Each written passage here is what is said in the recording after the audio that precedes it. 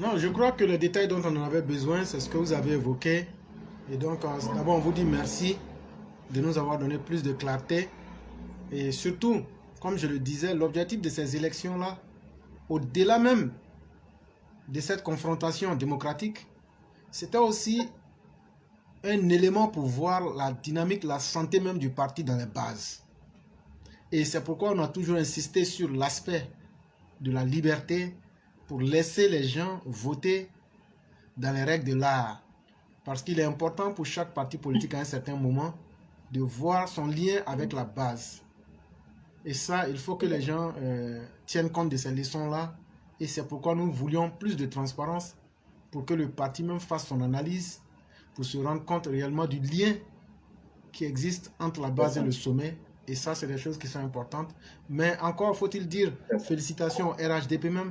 Parce que moi, je peux me tromper, hein, mais c'est la première fois, je dis bien c'est la première fois de mémoire d'homme qui a eu des élections en primaire dans un parti. Si je me trompe, je ne sais pas si ça existait, de telles élections. Est-ce que ce n'est pas la première fois en Côte d'Ivoire? C'est la première fois en Côte d'Ivoire qu'on élise des départementaux. C'est la première fois dans l'histoire de la Côte d'Ivoire. Voilà. La politique ivoirienne n'a jamais fait ça. Okay. C'est le RHDP qui a fait ça à Alassane Ouattara. Ok. Donc il faut déjà dire que c'est une avancée démocratique. Tout n'est pas parfait, certes, mais c'est déjà un bon acquis pour le parti.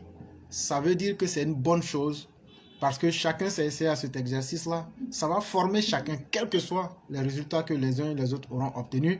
Mais une chose encore évidente, c'est le parti qui en ressort grandi. Et ça, c'est important de signaler aussi. C'est ce que j'allais ajouter. Ok, merci. Mais il faut dire qu'à Nyama, éclaireur, c'était tiré parce qu'il y a eu seulement que 17 voix de différence entre Fatim Bamba et Saka Ouattara.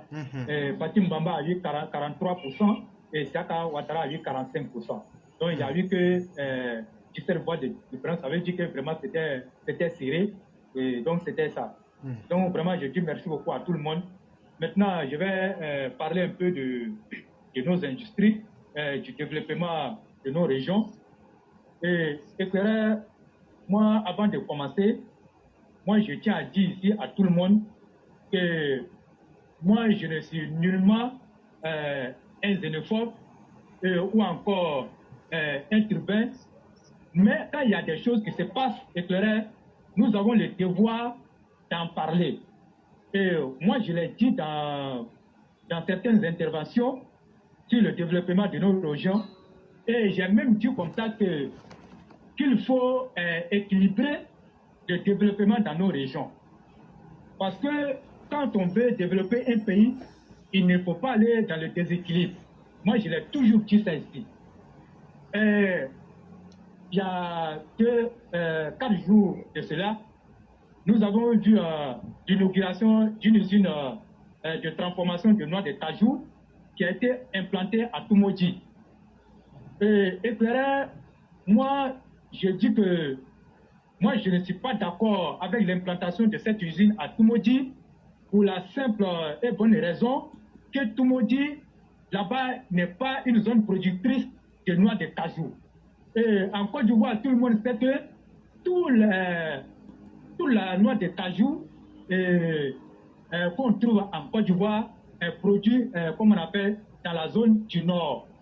Et moi, je ne peux pas comprendre qu'on produit l'anacade au Nord et qu'on veut construire une usine de transformation. Je peux même dire que c'est la plus grande au monde. D'après ce que les statistiques disent, c'est la plus grande usine, l'une des plus grandes usines de transformation de la noix de cajou au monde. Et qu'on laisse le Grand Nord, la région de Katola, de la Bagoué, du Tchologo, du Poro, comme on appelle, du Papin, et qu'on vient implanter cette usine-là à Touba, moi je ne suis pas d'accord avec cette politique-là, parce que quand ça continue comme ça, c'est le Nord qui est en train d'être tué au profit de ces régions-là. Moi je le dis à qui veut l'entendre, parce que nos parents ne peuvent pas souffrir avec l'anacade. Et on va prendre l'usine-là pour venir mettre à Toumoudji. Moi je n'ai jamais vu ça. Parce qu'on aurait pu envoyer des usines de café cacao au Nord. Et ça, personne n'allait se plaindre. Mais pourquoi ce que nous cultivons au Nord, on ne peut pas implanter ces usines-là chez nous au Nord pour permettre à la jeunesse d'avoir de l'emploi, et on prend encore ces usines-là pour venir implanter dans les régions où ils ne poussent même pas un seul pied, comme on appelle, dans la quartier. Moi, je ne suis pas d'accord avec toute cette façon de faire la politique du développement. En tout cas, c'est une façon très déséquilibrée et l'État gagnerait, en tout cas, à revoir cette façon de le faire. Sinon, si ça continue comme ça, le Nord risque encore de rester en état, alors que le Nord avait l'occasion de rattraper tout ce qu'il a perdu avec le président Alassane Ouattara. Mais si ça continue comme ça, à quand est-ce que le Nord va avoir des usines qui, comme on appelle, de son nom, pour pouvoir donner de l'emploi à cette jeunesse-là? Et après, on se plaint que la jeunesse du Nord suit le Nord pour venir, comme on appelle, au Sud. Mais est-ce que c'est une politique qui est faite exprès pour tuer le Nord? Et ça, c'est une question qui mérite d'être posée. Donc, personne ne viendra me dire ce que moi ici, c'est le fort. Parce que c'est un constat qui est fait, et ce n'est pas moi seul qui le dis. Il y a beaucoup de personnes qui parlent de ça, même ceux qui ne sont pas du Nord. Et moi, en tant que fils du Nord, j'ai le devoir de parler de ça et d'attirer l'attention du gouvernement. Et ça, on n'est pas d'accord avec ça. Donc, les prochaines usines qui vont venir, il faut que ces usines-là soient implantées au Nord. Nous avons vu par le passé, toutes les usines de coton ont été prises, comme on appelle, au Nord pour venir implanter au Sud. Quand vous prenez Cotivo, Cotivo ne devait pas se retrouver comme on appelle, à Agoville. Moi, je dis non. Confréfil qui a Boaké, je dis non. Zata qui est sur la rue de Yamsoko, je dis non. Et Textile là, je dis non. Mais pourquoi ils ont fait ça? Rien que pour mettre le Nord à retard. Et la politique doit changer avec le président Alassane Ouattara. Je pense que les cadres du Nord doivent se lever et fustiger ce comportement-là. Parce que moi, je parle, mais aussi, il y a la responsabilité de nos cadres du Nord qui est impliquée dans cette affaire-là. Vous ne pouvez pas être là. Et vous criez développement et vous laissez toutes les usines. Et les gens sont en train de prendre les usines pour venir implanter dans votre région. Mais vous faites quoi, Nord? Vous faites quoi, Nord? Mais bougez-vous pour que la jeunesse du Nord soit quand même une jeunesse digne. Mais quand vous le faites, ne soyez pas surpris que les jeunes du Nord fuient le Nord pour venir chercher, comment on appelle, de quoi à travers au Sud. Je ne suis pas d'accord avec ça. Et cette usine-là, et moi je vais toujours en parler de ça, et je ne suis pas d'accord aujourd'hui, et je ne serai jamais d'accord avec l'implantation de cette usine-là, comment on appelle, à Toumoudi. On aurait pu l'installer à Katiola, à Terke, à Korogo, à Punjali, à Odjene et à Touba. Et très vous avez quelque chose à ajouter?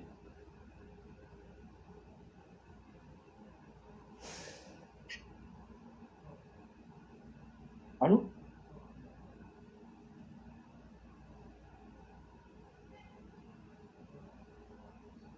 Allô? Allô?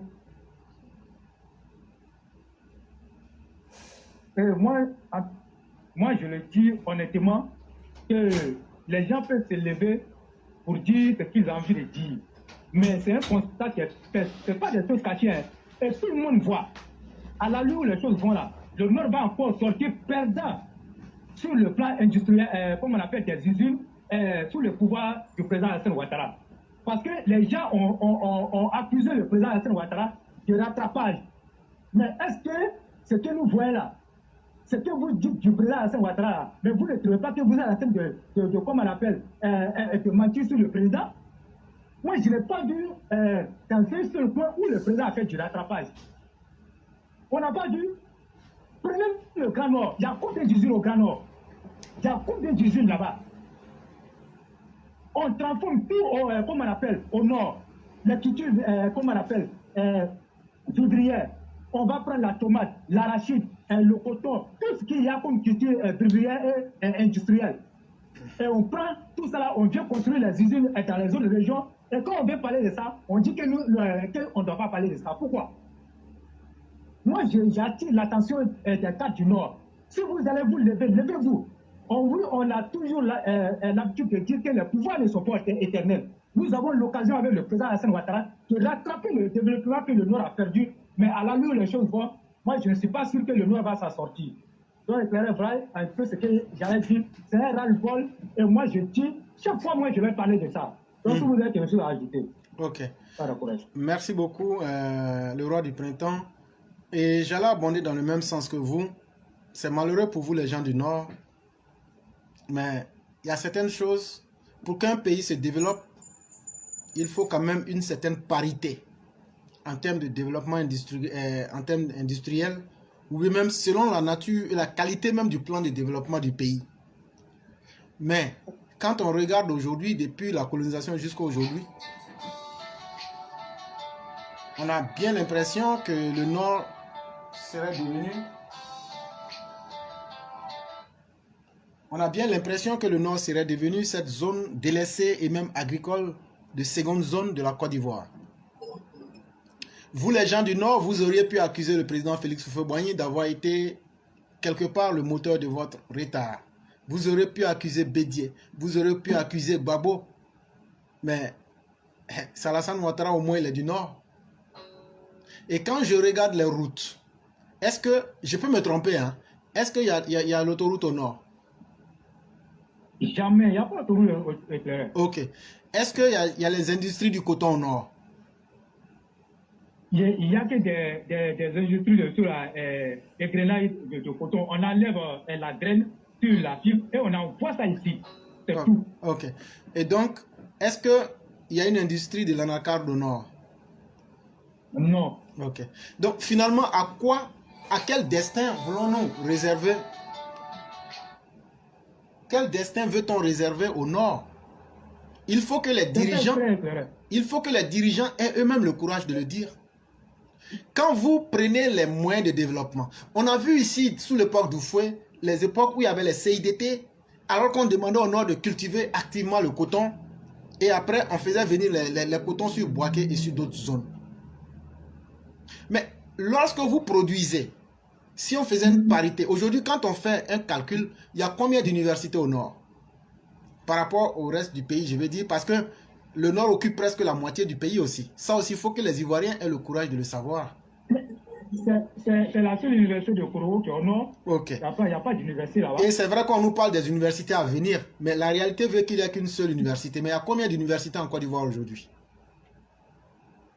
Il y a l'université d'Abidjan, il y a l'université, il y a l'université d'Abidjan, le premier, il y a l'université d'Abobo à Djamé, il y a l'université de Daloa, voilà, il y a l'université de San Pedro. Après encore, il y a quoi encore? Voilà, etc. Il y a Bondougou qui est déjà en construction. Non, mais c'est pas encore fini, donc on peut laisser ça.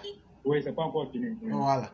Mais je veux dire que pour quasiment la moitié du Nord, et on a aussi Boaké et Aboville, comme nous le dit notre maire, ça fait 6. Ça fait 6. Et au Nord, on a une seule université. Je me demande, quand nos dirigeants s'asseyent, comment ils réfléchissent, quel destin vous voulez donner aux gens du Nord? Et moi, je le dis clairement, ça sera source d'une nouvelle guerre, mais ça sera une guerre économique. Parce qu'à un moment, si tu vois que les xénophobes ont du plaisir à dire aux gens du Nord, vous n'êtes rien, allez chez vous, c'est parce que tous les acquis du développement sont concentrés dans le sud et dans le centre du pays.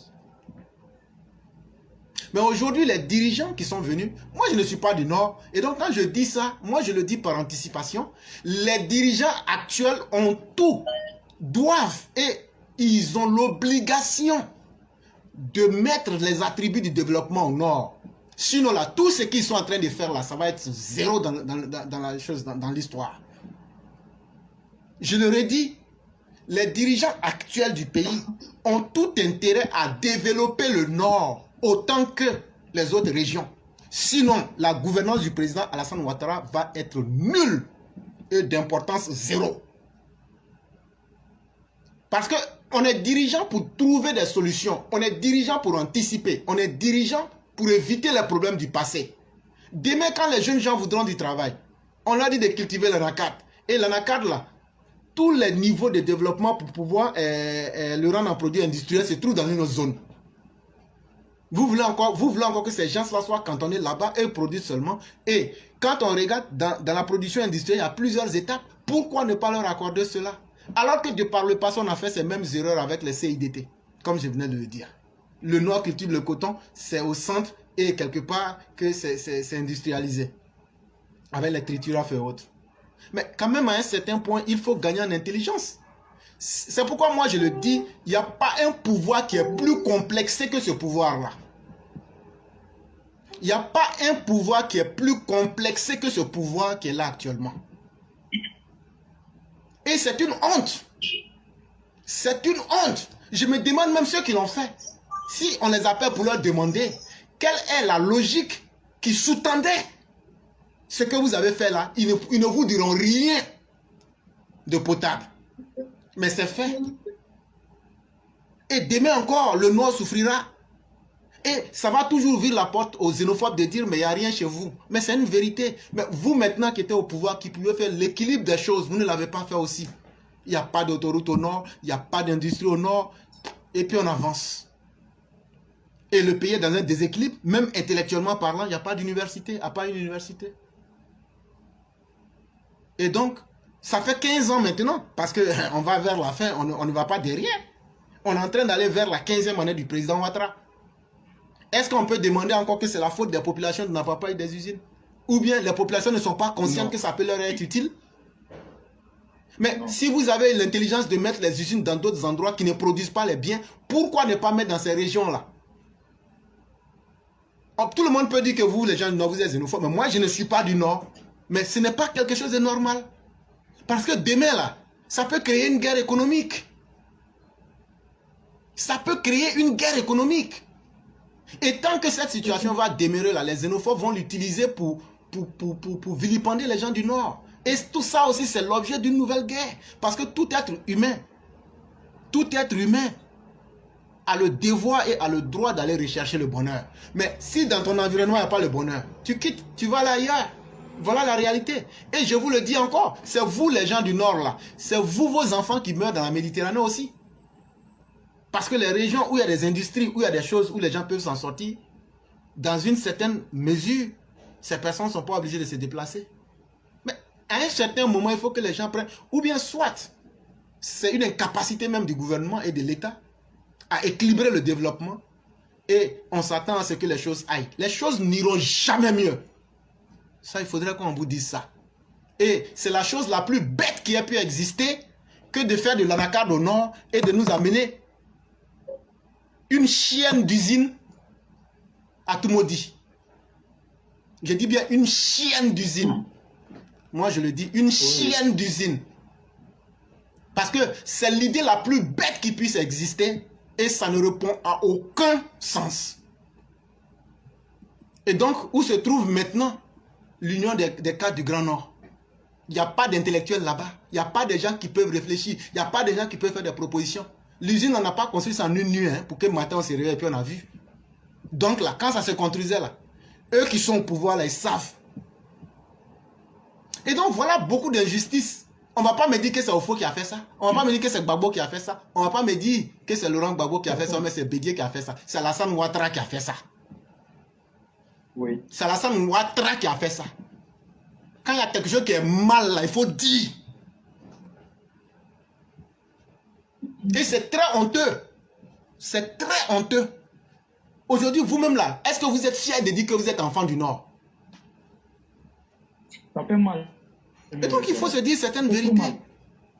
Si vous voulez aussi ne pas développer votre région là, ne développez pas. Vous allez être l'esclave des autres aussi. Et les autres vont chier sur vous. Et puis le monde va avancer comme ça aussi. Mais à un certain moment, il faut arrêter. Et vraiment, c'est très décourageant. Mais malheureusement, je ne sais pas c'est quelle politique de développement régional ou autre.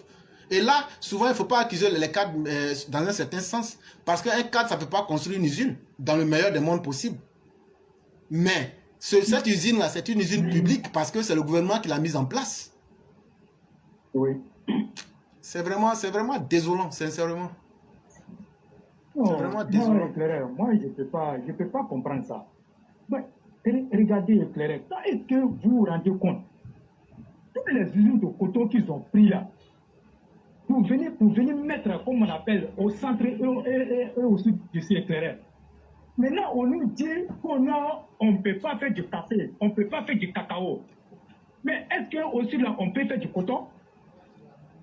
Qu'on nous le dise, on ne peut pas faire du coton au sud. Mais nos usines là, qui auraient pu chez nous là-bas, pourquoi on les prend et on vient, on les met au centre et puis au sud? Mais la logique aurait voulu aussi que, comme on ne produit pas du cacao chez nous, là, voilà. Mais prenez les usines de café cacao que vous avez mis ici, implantez aussi des usines là-bas au nord. Là, nous, on va savoir que c'est la même Côte d'Ivoire. Et là, il faut être prêt. Et à chaque fois, quand nous, on vient chercher du travail, comme on appelle dans leur zone, on nous dit non, allez-y chez vous. Parce qu'ils savent qu'en réalité, que nous, on n'a pas, comme on appelle, d'usine chez nous qui peut nous employer. Est-ce que le gouvernement prélève, est-ce que le gouvernement actuel prélève des impôts au nord de la Côte d'Ivoire? Il prélève les impôts. Est-ce qu'il prélève les impôts au même taux que ceux de toutes les régions de la Côte d'Ivoire? Oui. Mais pourquoi donc, vous les gens du nord, on ne peut pas construire d'usine chez vous? Pourquoi on ne peut pas construire autoroute chez vous? Pourquoi on ne peut pas construire université chez vous? Pourquoi on ne peut pas construire... Il y a combien de CHU au nord de la Côte d'Ivoire? Il n'y a pas de CHU là-bas. Ah, Dieu merci. C'est que vous allez tous mourir comme des... Vous allez mourir comme des cafards. Effectivement, mais c'est ce qui va se passer. C'est ce qui va se passer. Et c'est là, je te dis, chaque fois, même depuis qu'ils ont construit l'usine là, et chaque fois quand moi je dois, quand je vois, mon cœur saigne, ça me fait trop mal. Ça me fait mal. Moi, je m'en fous de tout ce que les gens vont dire de moi. Moi, je m'en fous de ça. Parce que nous, là, moi, je connais l'histoire de la Côte d'Ivoire. Je connais l'histoire de la Côte d'Ivoire. Et moi, je ne peux pas accepter que le Nord, qui compte 11 régions, ça veut dire plus de la moitié de la Côte d'Ivoire, puisse être maintenu, comme on appelle, dans cette pauvreté. Et puis maintenant, quand on vient, on nous chape, on nous dit allez-y chez vous. C'est fait exprès. Mais avec le président Alassane Ouattara, c'est la même injustice qui est en train de continuer. Mais quand est-ce que cette injustice va s'arrêter? Quand est-ce qu'elle va s'arrêter? Monsieur le Président, faites quelque chose pour le Nord. Parce que vous n'êtes pas éternel et votre pouvoir n'est pas éternel.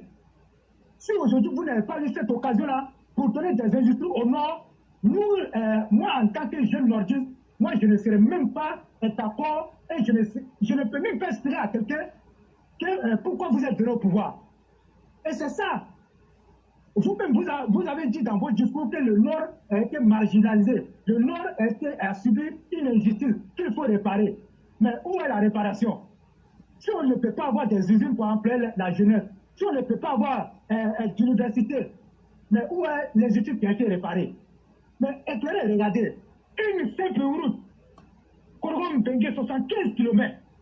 Les travaux ont été lancés en 2019. Mais regardez, éclairez. Mais il y a des routes moins importantes ici aussi qui ont été bitumées parce qu'on appelle le sud. Mais comme le nord du nord sonne mal, on s'en fout du nord, on s'en fout du développement du nord et on fait ce qu'on veut. Vous les enfants du nord là, allez-y vous plaindre où vous voulez. Mais si son président Alassane Ouattara, on peut se plaindre, mais si lui-même là, il ne voit pas ça, à qui on va aller se plaindre? C'est sur qui on va aller se plaindre? Korgom-Bengue, 75 km. Mais quand je regarde tout le coton qui quitte de Bengue, qui arrive à Kourou, puis vient à Abidjan, c'est par cette route-là. Mais qu'est-ce qui coûte à l'État ivoirien d'aller mettre le bitume sur les 75 km? Mais quelle injustice! Et que là, après, vous coupez cette partie-là et vous envoyez ça aux autorités. On ne peut pas accepter. Trop, c'est trop. Maintenant, là, on va parler de ce qu'on a dit de parler. Si les gens veulent là, ils n'ont qu'à nous traiter des xénophobes. Moi-même, là, je suis xénophobe. Je suis xénophobe. Parce que ce n'est pas caché. C'est là, tout le monde voit. Même ceux qui ne sont pas du Nord voient ça. Regardez, il n'y a rien. Alors que le Nord, là, quand vous regardez le potentiel même de comment on appelle, non. Le Nord, on ne peut pas, la Côte d'Ivoire ne peut pas construire ça, le Nord. Pourquoi c'est nos richesses là qui vont prendre pour développer les autres régions? C'est les richesses du Nord qu'on prend pour développer les autres régions. Et vous ne voulez pas qu'on en parle. À partir d'aujourd'hui, là, moi, ça sera mon combat. Et tous les jours que je vais prendre la parole ici, je vais parler de ça. On ne va plus jamais accepter ça.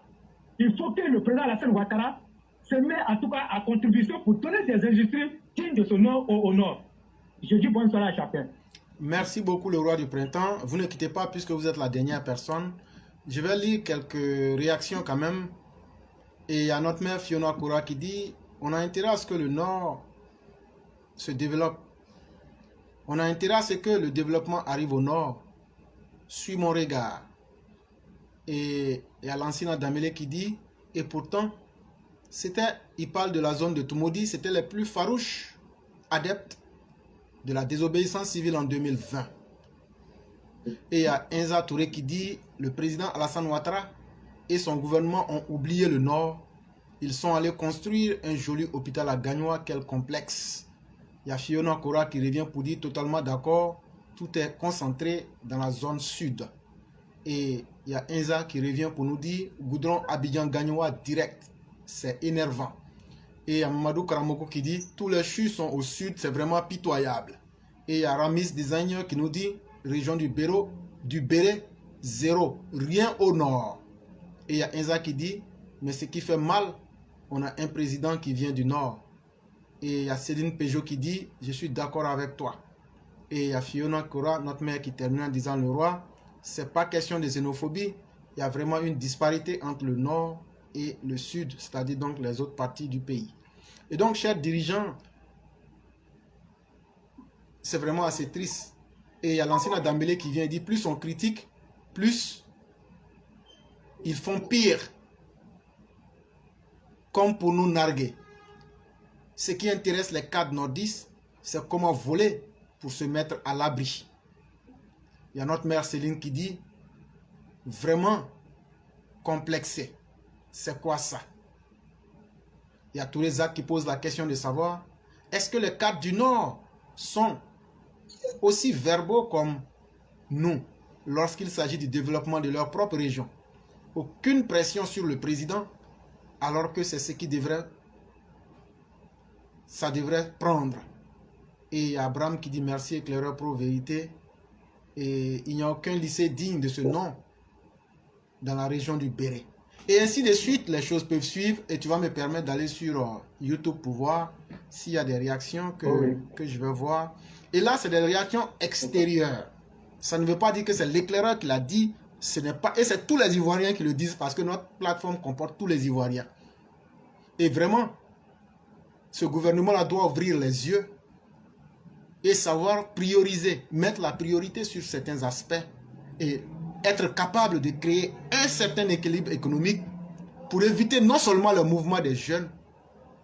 On ne peut pas demander au nom de produits et de dire on est premier en anacarde. Mais la région qui produit l'anacarde sera la dernière. Parce qu'il n'y a aucun élément qui lui permette dans la chaîne de pouvoir bénéficier à part la production brute. Qu'est-ce qui fait qu'aujourd'hui les Européens nous battent? Ce qui fait qu'ils nous battent et nous demandent de produire des cultures que nous ne transformons pas. Et eux, ils transforment. Et dans tout ce processus-là, on paye ce même produit 15 fois plus cher. Et je crois que l'histoire du monde, on n'a pas besoin d'avoir un PhD ou même un doctorat. On peut se contenter de l'histoire ou même de la réalité pour comprendre beaucoup de choses. Et moi, je le dis, il faut qu'à un certain moment, on doit observer un peu de sérieux. Et voilà encore un échec même du président Alassane Ouattara, que de n'avoir pas été capable d'équilibrer le développement dans les régions de la Côte d'Ivoire. Surtout, l'injustice que vit le Nord est inacceptable. Et pas que lui seul, avec aussi l'inconscience même, notoire même des cadres même du Nord en général. Très peu sont ceux-là même qui pensent à l'avenir même de leur région, alors que les mêmes causes produisant les mêmes effets, il ne faut pas s'étonner demain que les mêmes discours identitaires puissent ressurgir, puisque vous donnez vous-même à travers ça l'avantage aux hypocrites, aux xénophobes, aux tribalistes de vous dire que vous les gens du Nord, vous n'êtes rien.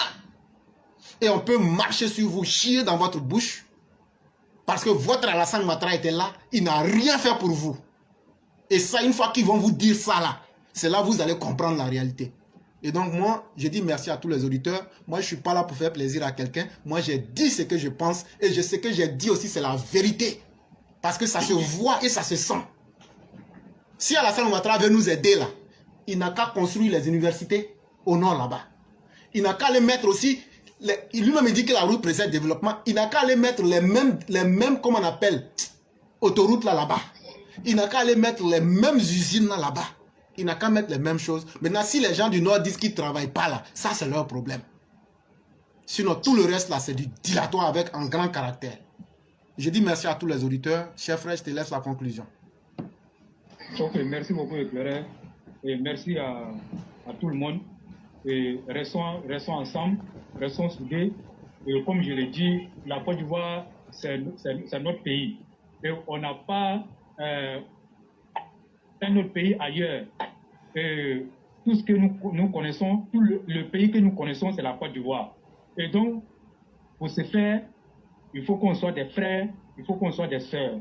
Et comme nous parlons du développement, en tout cas pour ma part, moi je souhaite que le développement soit équilibré entre toutes les régions pour éviter en tout cas des crises.